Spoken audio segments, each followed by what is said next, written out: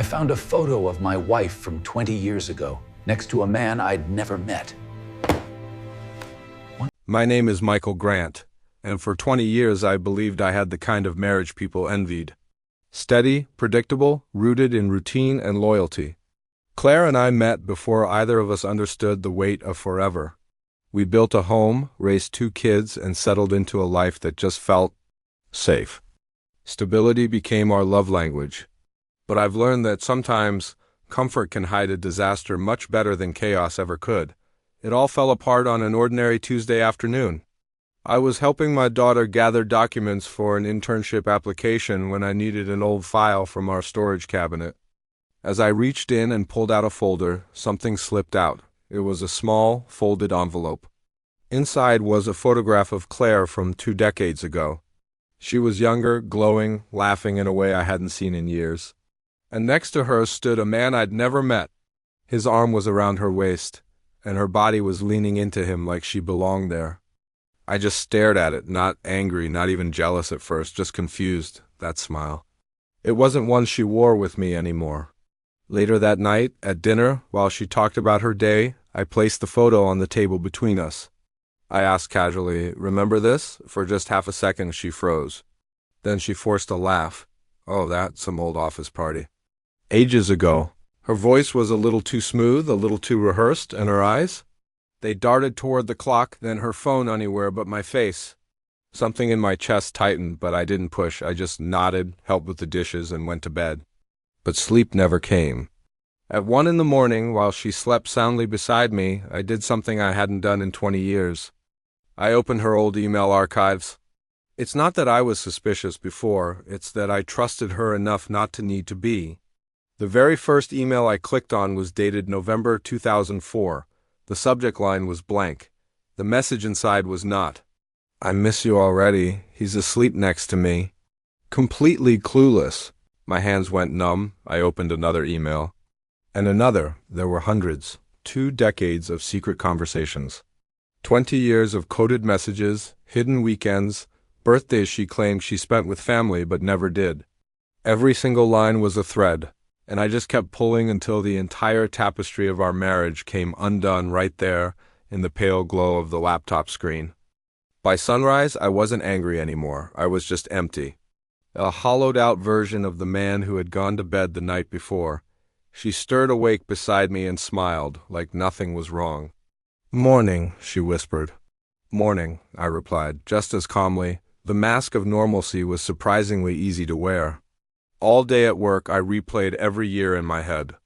Every time she'd said, "You're just imagining things," or "You're being too sensitive." Every cold night she turned away from me in bed. Every holiday she seemed distant and lost in thought. It all finally made sense. I was never her partner. I was her placeholder, her shield, her comfort, her convenience. But I was never her choice. By midnight, I had made the decision that would change everything.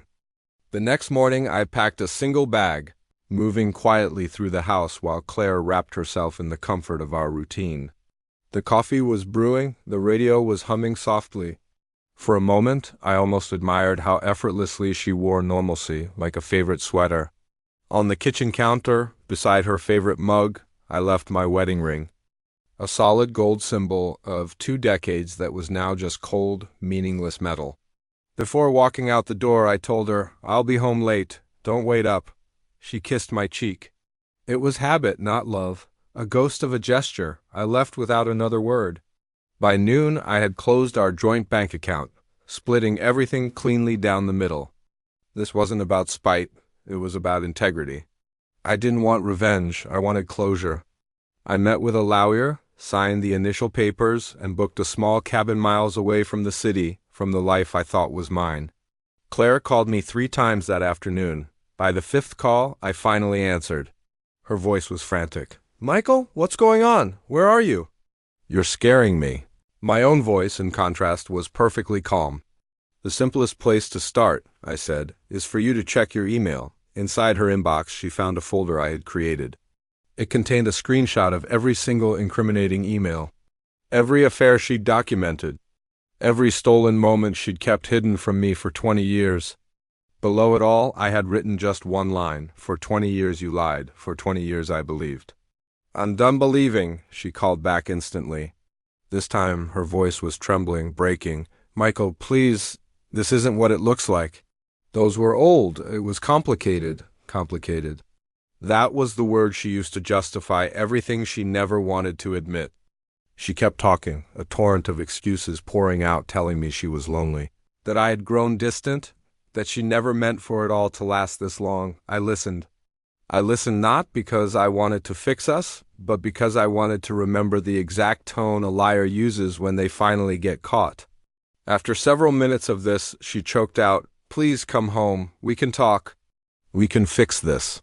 That's when I took a long, slow breath. I looked out the cabin window, watching the last rays of sunlight filter through the trees. And then I delivered the 7 words that officially ended our 20-year marriage. "I am done talking to who you became." Then I hung up. No dramatic goodbye. No yelling.